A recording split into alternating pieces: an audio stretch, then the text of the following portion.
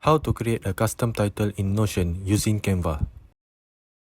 First, go to Canva.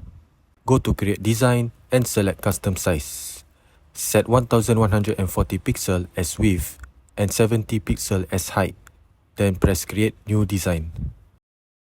Insert text, resize and rename it. Select Font. Select Color.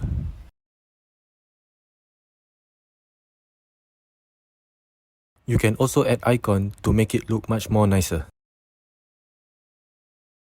Change the color to match your title. Readjust the position. Change the background color. Once done, go to Share and download it.